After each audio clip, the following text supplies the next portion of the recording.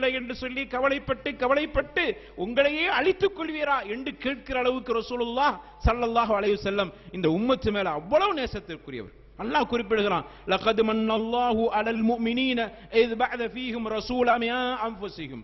உங்களிலிருந்தே உங்களுக்கு அனுப்பப்பட்ட இந்த தூதர் இருக்கிறாரே, அல்லாஹ் இந்த தூதரை உங்களுக்கு அனுப்பி இருப்பது திட்டமாக இது பேர் உபகாரம் என்று அல்லாஹ் சொல்றான். பெரிய அருள் கொடை உங்களுக்கு செஞ்சிருக்கிறான் இந்த தூதரை உங்களுக்கு நபியாக ஆக்கியிருப்பது.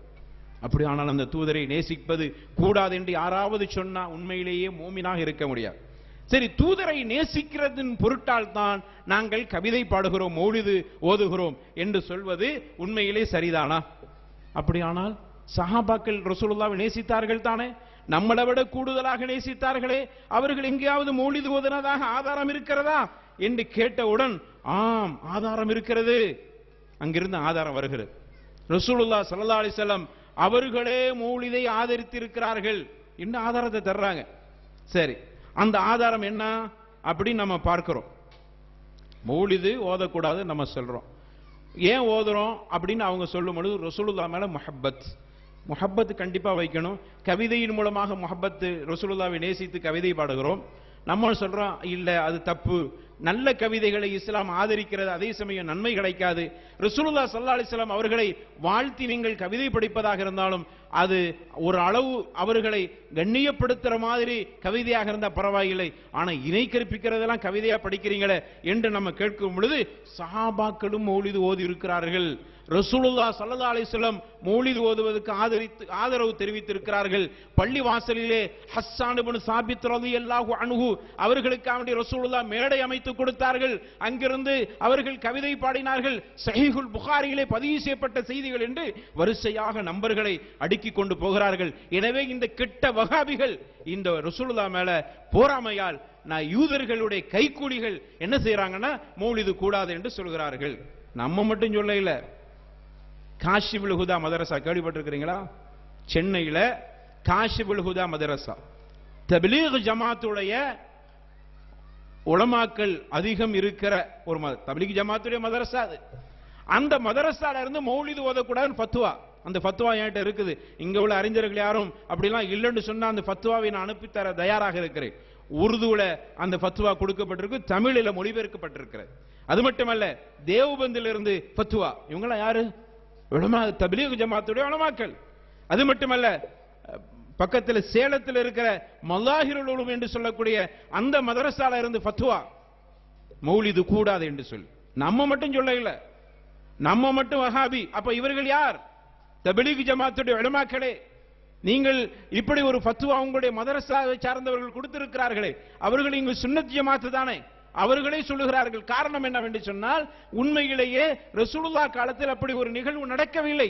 எனவே தான் மீளாது கூடாது, மௌலிது கூடாது என்று சொல்லி தப்லீக் ஜமாத்துடைய மதரசாக்கள், இன்னும் சொல்ல வேண்டுமானால் பாக்கியாத்து சாலிஹாத், வெளூர்ல இருக்கிற பாக்கியாத்து சாலிஹாத்தில் இருந்தும் மௌலிது கூடாது என்று ஃபத்வா. இதுக்கு மேல என்ன வேண்டும்? ஆக சரி போகட்டும், நான் அந்த ஃபத்வாவுக்குள் போகவில்லை. ஆனால் நாம சொல்கிறோம், ஹஸ்ஸான் இப்னு சாபித் ரலியல்லாஹு அன்ஹு அவர்களுக்கு மேடை அமைத்து ரசூலுல்லாஹ் ஸல்லல்லாஹு அலைஹி வஸல்லம் மௌலிது ஓத சொன்னார்கள். நீங்க சொல்றீங்க பள்ளிவாசல்ல உட்கார்ந்து மௌலிது ஓதக்கூடாதுன்னு சொல்லி ரசூலுல்லாஹ் மெம்பரே தயார் செய்து கொடுத்தார்கள். ஸஹீஹுல் புகாரியில பதிவு செய்யப்பட்டிருக்கிறது. மட்டுமல்ல, அவர்கள் கவிதை படித்தார்கள். அந்த கவிதையை நாங்கள் அதனால தான் நாங்களும் கவிதை படிக்கிறோம் என்று குறிப்பிடக்கூடிய ஒரு வேடிக்கையை பார்க்கிறோம். சரி, உண்மையிலேயே அப்படி ஒரு கவிதை ரசூலுல்லாஹ் ஸல்லல்லாஹு அலைஹி வஸல்லம் ஆதரித்திருந்தால் நாமும் படிக்கலாம். சரி, என்ன மௌலிது? மௌலிதுக்கு ஆதாரம் கேட்ட புகாரியில இருக்கிறது. வாருங்கள், 4106வது ஹதீஸ். ஆஹா, மௌலிதுக்கு ஆதாரம் புகாரியில இருக்கிறதா? அப்ப நம்மளும் பார்த்துட்டு அத மாதிரி ஓதுவோன்னு சொல்லி அந்த ஹதீஸை எடுத்து பார்த்தா அதுல உண்மையிலே கவிதை இருக்கிறது. என்ன கவிதை தெரியுமா? நான் அந்த கவிதையை படிக்கிறேன். இவர்கள் படிக்கிற மௌலிதுக்கும் அந்த கவிதைக்கு சம்பந்தமே இல்லை. அந்த கவிதை என்ன பாருங்க, அல்லாஹும்ம லவுலா அன்த மஹ்ததைனா வலா தஸத்தக்னா வலா ஸல்லைனா ஃபஅன்ஸிலன் ஸகீனத்தன் அலைனா வஸப்பித் அக்தாம அல்லகீனா இன்னல் ஊலா கத் பகவ் அலைனா வஇன் அராது ஃபித்னத்தன் அபைனா. இதான் அந்த கவிதை. இது மாதிரி ரசூலுல்லாஹ் அந்த கவிதையை படித்திருக்கிறார்கள், தோழர்கள் படித்திருக்கிறார்கள். எனவே மௌலிது ஓதுவது கூடும் என்பதற்கு இதான் ஆதாரம். சரி, நம்ம கேட்கிறோம், நீங்க ஓதுற மௌலிதுல இந்த வாசகம் தான் இருக்குதா? இந்த வாசகத்துடைய அர்த்தம் என்னன்னு பாருங்க. அல்லாஹும்ம லௌலா இறைவா மஹ்ததைனா, எங்களுக்கு மட்டும் நீ நேர்வழி காட்டவில்லை என்று சொன்னால், வலா துஸத்தக்னா வலா ஸல்லைனா, நாங்கள் தர்மம் செய்திருக்க மாட்டோம், தொழுது இருக்க மாட்டோம். எனவே ஃபஅன்ஸிலன் ஸக்கீனத்தன் அலைனா, எங்களுக்கு சக்கீனாவை, அமைதியை இறக்கி வைப்பாயாக. வஸப்பித்தில் அக்தாம அல்லகீனா, நாங்கள் விரோதியை சந்திக்கிற பொழுது உறுதியோடு நாங்கள் இருந்து அவர்களை எதிர்கொள்ளக்கூடிய அந்த சூழ்நிலையை உருவாக்குவாயாக. இன்னல் ஊலாகது பகவ் அலைனா, இந்த குறைஷிகள் எங்கள் மீது அவர்கள் மிகப்பெரிய கொடுமையான தாக்குதலை செய்கிறார்கள். ஒயின் அராது ஃபித்னத்தன் அபைனா, அவர்கள் எந்த ஒரு ஃபித்னாவை எங்களுக்கு குழப்பத்தை ஏற்படுத்தினாலும் நாங்கள் அதற்கு ஒரு காலமும் இடம் தரமாட்டோம் என்று திரும்ப திரும்ப ரசூலுல்லாஹ் படித்தார். இதான் மௌலிதுக்கு ஆதாரம். இதைத்தான் படிக்கிறாங்களா? இதான் அந்த மௌலிதுல படிக்கப்படுகிறதா?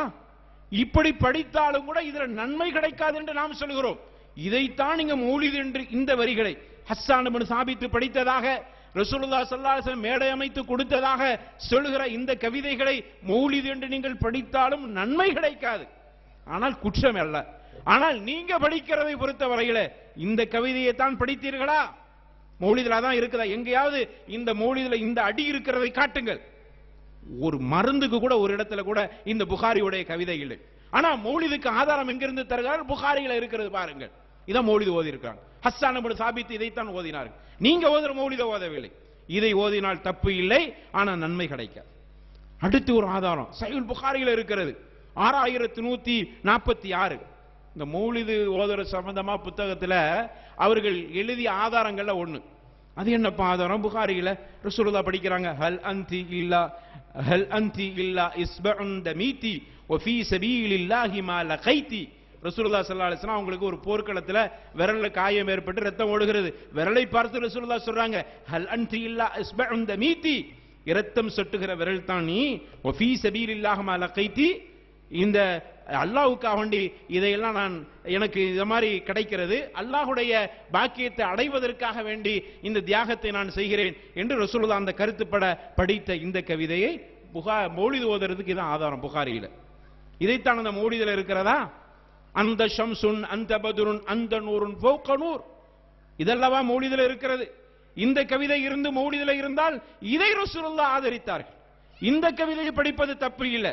ஹஸ்ஸான் இப்னு சாபித் இது மாதிரியான கவிதையை படித்திருக்கிறார். அது மட்டுமல்ல, மௌலிதுல் ஆதாரம் 2802 புகாரியில மௌலிது ஓதுவதற்கு ஆதாரம். அது என்ன கவிதை? அது ஹுபைப் ரலியல்லாஹு அன்ஹு அவர்கள் ஷஹீதாக்கப்படுகிற பொழுது, விரோதிகளால் கொல்லப்படுகிற பொழுது அவர்கள் பாடிய கவிதை. மா உபாலி ஹீன உக்தலு முஸ்லிமா அலா ஐ ஷக்கின் கான லில்லாஹி மஸ்ரஇ வதாலிக ஃபீ தாத்தில் இலாஹி வன் யஷா யுபாரிக அலா உசாலி ஷில்வின் முமஸ்ஸஇ என்கிற கவிதை. இதுக்கும் அதுக்கு சம்பந்தமே இல்லை, இந்த மௌலிதுக்கு சம்பந்தமில்லை. அன்பான சகோதரர்களே, பாசத்திற்குரிய தாய்மார்களே, மௌலிது ஓத வேண்டும் என்கிற அடிப்படையில் இருக்கக்கூடியவர்களிடத்தில் ஆதாரத்தை தரும். ஹாத்து புர்ஹானக்கும் இன் குன்தும் சாதிகீன், நீங்கள் உண்மையாளராக இருந்தால் கொண்டு வாருங்கள் உங்களுடைய ஆதாரத்தை. அல்லாஹ் குர்ஆன்ல சொல்றான் பாத்தீங்களா? மௌலிது ஓத வேண்டும் என்று ஆதாரம் இருக்குமானால் கொண்டு வாருங்கள், நாங்கள் முதலில் அதை அமல் செய்கிறோம். உண்மைகளே குர்ஆன் சுன்னாவுக்கு இன்னும் சொல்ல வேண்டுமானால் அல்லாஹ்வுடைய தூதரும் சஹாபா பெருமக்களும் நீங்க சொல்லுகிற மாதிரி மௌலிதை படித்ததாக ஒரு ஆதாரம் இருக்குமானால் கொண்டு வாருங்கள், முதலில் நாங்கள் ஓத தயாராக இருக்கிறோம். எங்களுடைய விலை மதிக்க முடியாத ஈமானை பறித்து நாசமாக்கி விடாதே. இதுதான் நாம் அவர்கள்ட்ட பார்த்து பணிவாக சொல்கிறோம். எனது அருமை பாசத்திற்குரிய சகோதரர்களே, தாய்மார்களே, நம்முடைய ஈமானை இழந்துவிடக் கூடாது. மௌலிது ஓதுவதற்கு மார்க்கத்தில் ஆதாரம் எந்த ஆதாரமும் இல்லை. அப்படி ஆதாரம் தர இருக்குமானால் அதை கொண்டு வாருங்கள், நாங்க ஓதற தயாரா இருக்கோம்.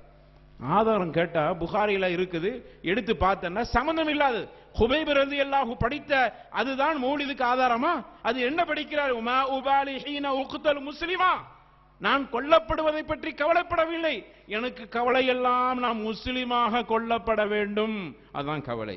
அல்லாஹ், எவ்வளவு பெரிய வார்த்தை பார்த்தீங்களா?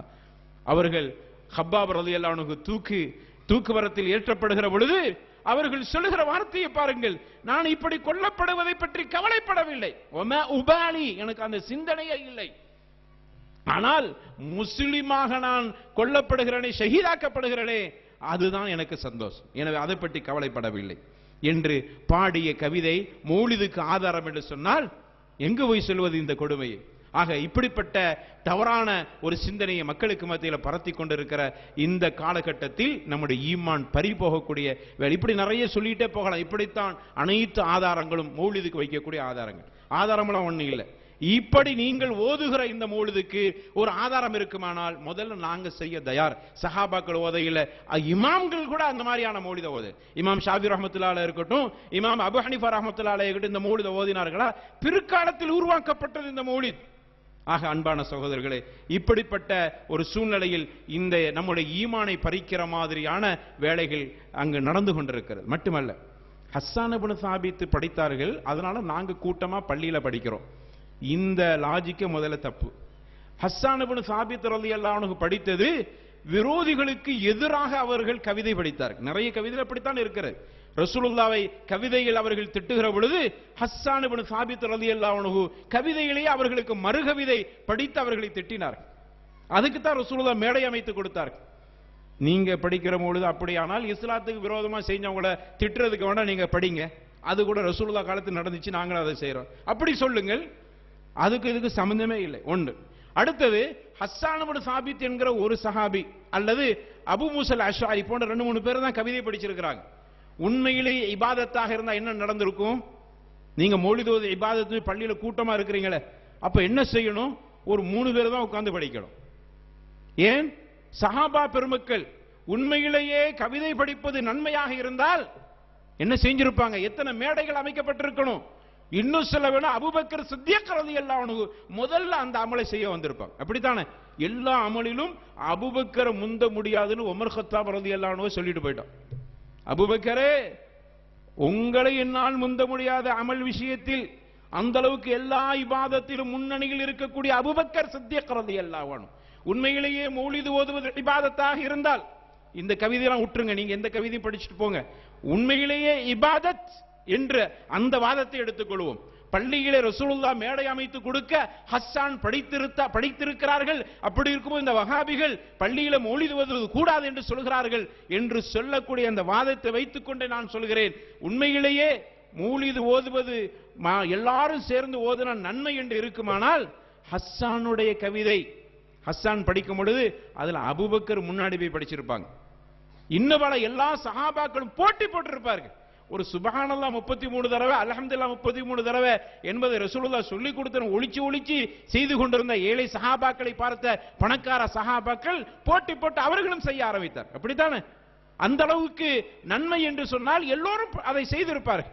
அப்படித்தான் செய்தார்களா? வெறும் ஹஸ்ஸான் மட்டும் தான் படித்தார் ரலியல்லாஹு அன்ஹு. அபு மூஸல் அஷ்அரி போன்ற இப்படிப்பட்ட விரலிட்டு எண்ணக்கூடிய தோழர்கள் தான் சந்தர்ப்ப சூழ்நிலை ஏற்படுகிற பொழுது கவிதை பாடி விரோதிகளுக்கு மறுகவிதை படித்தார். ரசூலுல்லாஹ்வை வாழ்த்தி சென்னாரங்களை படிச்சிருக்கிறாங்க. ஷிர்க் இல்லாத அளவுல வார்த்தைகள். உண்மையில் நன்மையா இருந்தா என்ன செஞ்சோம்? அபூபக்கரும் கவிதை படி. எங்கேயாவது அபூபக்கர் சித்திக் ரலியல்லாஹு அன்ஹு இப்படி மேடை அமைத்து போட்டி போட்டு அவர்கள் படித்தார் என்று சொல்ல காட்ட முடியுமா இந்த ஆதாரத்தையாவது? ஆக நீங்கள் வைக்கிற வாதமே உங்களுக்கு எதிராக இருக்கு. பள்ளிகளை கூட்டமாக அமர்ந்து கொண்டு நீங்க செய்கிற அமல் எந்த அளவுக்கு ஒரு தவறான ஒரு சூழ்நிலையை உருவாக்குது வாருங்கள் பொதுமக்களின் மத்தியில். இன்னும் சொல்ல போனால் எவ்வளவு பெரிய இடைஞ்சலை உருவாக்குறது. கூட்டமாக அமர்ந்து கொண்டு பள்ளியில நீங்கள் போட்டு மைக்கில போட்டு அதை மௌலித ஓதி எவ்வளவு பேருக்கு நீங்கள் இடையூறுகளை செய்து கொண்டிருக்கிறீர்கள். இபாதத்தும் அல்ல, அது மார்க்கத்தில் சொல்லப்பட்டதும் அல்ல, அதில் ஏராளமான விமர்சிக்கப்பட வேண்டிய விஷயங்கள் ஏராளம் இருக்கிறது. கேட்ட ஹஸ்ஸான் படித்தார்கள், அந்த ஹஸ்ஸான் படித்தார்கள் என்பதற்காக வேண்டி நாங்க எல்லோரும் படிக்கிறோம், போட்டி போட்டு படிக்கிறோம், நன்மை கிடைக்கும் என்று படிக்கிறோம் என்று சொன்னால் உண்மையிலேயே யார் ரசூலுல்லாஹ்வும் தோழர்களும் இருந்த வழியில் யார் இருக்கிறார்? அந்த சஹாபாக்கள் ரிதுவானுல்லாஹி அலைஹிம் அஜ்மஈன் அவர்கள் சென்ற வழியில் தான் இவர்கள் செல்கிறார்களா? யோசிக்க வேண்டும். பொதுமக்களே, நீங்கள் கவனமாக இருக்க வேண்டும். அடுத்தாக இந்த ரசூலுல்லாவை புகழ்கிறோம் என்று சொல்லக்கூடிய மௌலிது சமாச்சாரத்துக்கு இந்த அளவுக்கு பதிலை கொடுத்து விட்டு அடுத்து வருவோம். அப்துல் காதிர் ஜெயிலானி என்று சொல்லக்கூடிய பெரியார் மேல மௌலித். அந்த மௌலிதுக்குள்ள போய் நான் விமர்சிக்கிறதுக்கு முன்னாடி அப்துல் காதிர் ஜெயிலானி ரஹ்மத்துல்லாஹி அலைஹ், ஷேக் அப்துல் காதிர் ஜெயிலானி ரஹ்மத்துல்லாஹி அலைஹ் ஒரு பெரிய அறிஞர், மாற்று கருத்துக்கு இடமே இல்லை. குன்னியத்து தாலிபீன் என்கிற ஒரு கிரந்தத்தை எழுதியிருக்கிறார். மட்டுமல்ல, அவர்கள் ஆற்றிய உபதேசங்கள் எல்லாம் அவருடைய மாணவர்களால் பதிவு செய்யப்பட்டு ஃபத்ஹு ரப்பானி போன்ற கிரந்தங்கள் அவர்கள் ஆற்றிய உரைகள் பதிவு செய்யப்பட்டிருக்கின்றன. இப்படிப்பட்ட அப்துல் காதிர் ஜெயிலானி ரஹ்மத்துல்லாஹி அலைஹி அவர்கள் பேரால் மௌலிதுகள் நடப்பதை பார்க்கிறோம். அவர்கள் பேரால் ஞாபகார்த்தம், அவர்கள் பேரால் எவ்வளவு பெரிய அனாச்சாரங்கள். நம்ம அவங்கள்ட்ட கேட்கிறேன், ஏப்பா இதெல்லாம் செய்றீங்க? அப்துல் காதிர் ஜெயிலானி ரஹ்மத்துல்லாஹி அலைஹி அவர்களுக்கு அவண்டி செய்கிறோம். உண்மையிலேயே நான் அப்துல் காதிர் ஜெயிலானியை குறைத்து மதிப்பிடவில்லை. அவர்களுடைய இல்ம் அந்த அளவுக்கு இருக்கிறது. எந்த அளவுக்கு என்று சொன்னால், ஈராக்கில் ஏற்பட்ட மிகப்பெரிய குழப்பமான சூழ்நிலையில் அப்துல் காதிர் ஜெயிலானி ரஹ்மத்துல்லாஹி அலைஹி அவர்கள் ஆட்சியாளர்களுக்கு எதிராக குரல் கொடுத்தார்கள். நிறைய அந்த காலத்தில் இருந்த போலி அங்க உள்ள அறிஞர்கள் எல்லாம் ஆட்சியாளர்களுக்கு பின்னாடி போயிட்டாங்க. அப்துல் காதிர் ஜெயிலானி ரஹ்மத்துல்லாஹி அலைஹி அவர்கள் மிக தைரியமாக மெம்பர்ல ஏறி அந்த கயவர்களுக்கு எதிராக, மோசமான ஆட்சியாளர்களுக்கு எதிராக, இந்த ஆட்சியாளர்களுக்கு பின்னாடி போயிருக்கிற அறிஞர்களுக்கு எதிராக அவ்வளவு பெரிய பிரமாண்டமான வார்த்தைகளை அவர்கள் பயன்படுத்தி ஏசி இருக்கிறார்கள். அந்த அளவுக்கு தைரியமான ஒரு மனிதர் ஷேக் அப்துல் காதிர் ஜெயிலானி ரஹ்மத்துல்லாஹி அலைஹி. சரி, இப்படிப்பட்ட அப்துல் காதிர் ஜெயிலானி ரஹ்மத்துல்லாஹி அலைஹி அவர்கள் உண்மையிலேயே அவர்களை நாம் நேசிப்பது உண்மையாக இருக்குமானால், நாங்க உண்மையில அந்த அறிஞரை நேசிக்கிறோம், நான் நேசிக்கிறேன், நம்முடைய தோழர்கள் எல்லாரும் நேசிக்கிறோம். நாம என்ன கேட்கிறோம்னா, நீங்களும் அப்துல் காதிர் ஜெயிலானி நேசிப்பதாக மொய்தீன் ஆண்டவங்க நேசிப்பதாக சொல்றீங்க. உண்மையிலே நேசிப்பது உண்மையாக இருக்குமானால் நம்ம கேட்கிற கேள்வி என்னண்டா, அப்துல் காதிர் ஜெயிலானி ரஹ்மத்துல்லாஹி அலைஹி அவர்கள் என்ன சொல்றாங்களோ அதை கொஞ்சம் கேளுங்க. உண்மையில் அப்துல் காதிர் ஜெயிலானி நேசிக்கிறது உண்மையா இருந்தால் அவர்கள் சொல்வதை கேளுங்கள். அவர் சொல்றாங்க பாருங்க, மரணிக்கிற நேரத்தில் அவர்கள் ஆற்றிய உரையை பாருங்கள். தன்னுடைய மகன் அப்துல் வஹாப் அவங்களுக்கு ஒரு வசியத்தை செய்றாங்க. அலைக பி தக்வல்லாஹ் வ தஆத்திஹி வ லா தகஃப் அஹத். அவங்க ஆற்றிய உபதேசத்தை பாருங்கள். என்னுடைய அருமை மகன் அப்துல் வஹாபே, நான் மரண நேரத்தில் இருக்கிறேன், உனக்கு சொல்லிக் கொள்வதெல்லாம் இறைவனை அஞ்சிக்கொள், அவனுக்கு கட்டுப்பட்டு நட, அவனை தவிர யாருக்கும் பயப்படாதே. வக்கீலல் ஹவாயிஜு குல்லஹா இலல்லாஹி அஸ்ஸ வஜல், உன்னுடைய தேவைகள் அனைத்தும் அல்லாஹ்விடத்தில் மட்டும் கேள். சொன்னது யார்?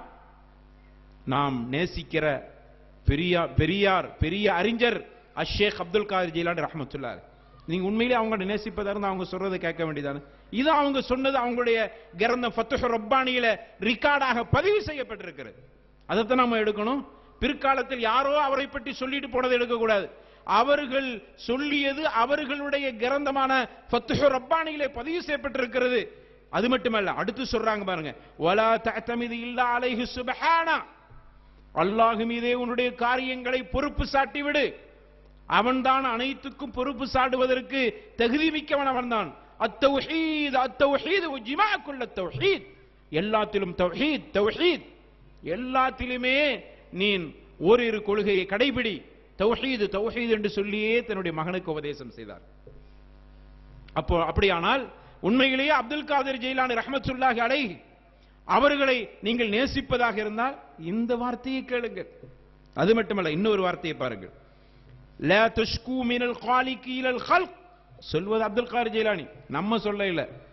நீங்க உங்க பாணியில சொல்வதாக இருந்தால், வஹாபிகள் சொல்லவில்லை, அஷேக் அப்துல் காதிர் ஜெயிலானி ரஹ்மத்துல்லாஹி அலைஹி என்ற அந்த அறிஞர் சொல்கிறார்கள், லா தஷ்கு மினல் காலிகி இலல் ஹல்க். உங்களுடைய தேவைகளை காலிக்கான இறைவனிடத்திலேயே கேளுங்கள், முறையிடுங்கள். படைப்பிடங்கள்ட்ட முறையிடாதீங்க, படைப்பாளர் மகளுக்கள்கிட்ட போய் கேட்காதீங்க. அவுலியாக்கள் அப்படி இப்படி சொல்லிட்டு இருப்பாங்களே, கபர்கள் அடங்கி பெரிய மகான் என்று சொல்லி நாம் கற்பனையாக நினைத்துக் கொண்டிருக்கிறோம். அந்த அவுலியாக்கள்கிட்ட போய் கேட்காதீர்கள். அதன அர்த்தம், சொல்வது யார்? அஷேக் அப்துல் காதிர் ஜெயிலானி ரஹ்மத்துல்லாஹி. இது இருக்குதா இல்லையா? இது ரிக்கார்டு. அப்துல் காதிர் ஜெயிலானி என்னை கூப்பிட்டான் ஓடி வருவேன் சொல்வது ரிக்கார்டு இல்லை. ரிக்கார்டு உள்ளதை எடுக்கணுமா, ரிக்கார்டு இல்லாத இருப்பதா? அருமையான உலமா பெருமக்களே, ஏன் இதையெல்லாம் மக்களுக்கு சொல்லக்கூடாதா? அப்துல் காதிர் ஜெயிலானி ரஹ்மத்துல்லாஹி அலைஹி எவ்வளவு பெரிய அறிஞர், அந்த அறிஞர் ஆற்றிய உரைகளை இந்த மக்களுக்கு தமிழாக்கம் செய்து கொடுக்க கூடாதா? அதை விட்டு சொல்லாத கருத்துக்களை எல்லாம் சொல்லி அவர்களை நேசிப்பதாக சொல்லி மக்களை நாம் திசை திருப்பி கொண்டிருக்கிறோம். இன்னும் வாருங்கள், அவங்க சொல்றாங்க, தன்னுடைய மக்களுக்கு அவர்கள் ஆற்றிய உபதேசத்தில் வருகிறது, படைப்பினங்கள்ட்ட நீங்க கேட்காதீங்க, அல்லாஹ் படைத்த இறைவனிடத்திலே கேட்க வேண்டும். அவன் தான் எல்லாத்துக்கும் சக்தி பெற்றவன், அவன் தான். அதனால அப்படிங்கிற காரணம் சொல்றாங்க. அல்லதி யக்திரு வமா கைருஹு ஃபலா அப்படின்ட்டாங்க. அந்த ரப்பு காலிக்கு இருக்கிறான, படைத்தவன், அவன்கிட்ட நீ கேளு, அவன்தான் எல்லாத்திற்கும் சக்தி உள்ளவன். நீ கேட்டதை தர முடியும் அவனால். மற்றவர்களெல்லாம் மற்ற மகளுக்கள்கிட்ட கேட்ட தர முடியாது, அவர்களால் இயலாது என்கிற மாதிரி தன்னுடைய பிள்ளைகளுக்கு அவர்கள் உபதேசம் செய்தார். இது அப்துல் காதிர் ஜீலானி ரஹ்மத்துல்லாஹி அலைஹி அவர்களுடைய உபதேசம் ஃபத்ஹுர் ரப்பானி என்கிற அவர்களுடைய கிரந்தத்தில் பதிவு செய்யப்பட்டிருக்கு. எடுத்து பாருங்கள், எல்லா மதரசாக்கள்லையும் இருக்கிறது. அதை மக்கள்கிட்ட காட்டுறது இல்லை. உன்னியத்து தாலிபினை மட்டும் கொஞ்சம் வெளியில கொண்டு வந்தாங்க, இந்த அப்சல் உலமா எழுதுற மக்களுக்காக வேண்டி. மற்ற இந்த கிரந்தமெல்லாம் வெளியில வர்றதில்லை. வந்துச்சுன்னா அப்துல் காதிர் ஜீலானி ரஹ்மத்துல்லாஹி அலைஹி என்கிற அந்த அறிஞரை நேசிக்கிறவங்க கண்டிப்பாக அவர்கள்ட்ட போய் உதவி தேட மாட்டாங்க. மொஹிதீன் ஆண்டவர் கீழே விழுந்தா மொஹிதீன் ஆண்டவர், மூச்சுக்கு 3 தடவை மொஹிதீன் ஆண்டவர் சொல்ல மாட்டாங்க. அவர்களே அதுக்கு எதிராக இருக்கிறார். இப்படி இருக்க அப்துல் காதிர் ஜீலானி மேல கவிதை படித்திருக்கிறார். என்ன கவிதை தெரியுமா? ஒமையுனாதிஸ்மி அல்ஃபம் பி கல்வதிஹி அஸ்மம் பி ஹிம்மதிஹி ஷர்மல் லி கஃவதிஹி அஜப்துஹு முஸ்ரிஅன் மின் அஜ்லி தஅவதிஹி யா ஷேக் அப்துல் காதிர் ஜீலானி. என்ன அர்த்தம் தெரியுமா? நீங்கள் சொன்னீர்கள், அப்துல் காதிர் ஜீலானியை பார்த்து இந்த கவிதை போகிறது. ஒமையுனாதிஸ்மி அல்ஃபம் பி கல்வதிஹி, அப்துல் காதிர் ஜீலானி நீங்கள் சொன்னீர்கள், என்னை யார் 1000 முறை அழைக்கிறார்களோ அவர்களுக்கு எப்படியாக அஸ்மம் பி ஹிம்மதிஹி, அவர்கள் உறுதியோடு, மன உறுதியோடு, கண்டிப்பாக அப்துல் காதிர் ஜீலானியை நான் 1000 முறை அழைத்தால் என்னிடத்தில் வருவார்கள் என்று தனியாக இருளான இடத்தில் உட்கார்ந்து கொண்டு குத்பீத் செய்தால் கண்டிப்பாக வருவார்கள் என்று நீங்க சொன்னீங்க அப்துல் காதிர் ஜீலானியே என்று அந்த கவிதை பாடப்பட்டிருக்கிறது. உண்மையிலே அவர்கள் சொல்லியிருந்தா எங்க இருக்கணும்? சாதாரண நம்ம பிள்ளைகிட்ட கேட்டு பார்ப்போம், சின்ன பிள்ளைகிட்ட கேட்போம். அவர்கள் சொல்லியிருந்தா எங்க இருக்கணும் சொல்லுங்க? எதுலங்க இருக்கணும்? நம்ம அப்துல் காதிர் ஜீலானி பார்க்கல, அவங்க காலத்துல வாழையில. உண்மையிலே என்ன 1000 தடவை அழைச்சா நான் ஓடி வந்து உங்களுக்கு காப்பாற்றுவேன், உங்களுடைய தேவைகள் நிறைவேற்றுவேன் என்று அப்துல் காதிர் ஜீலானி ரஹ்மத்துல்லாஹி அலைஹி சொன்னதாக இந்த கவிதை. உண்மையிலே அவர்கள்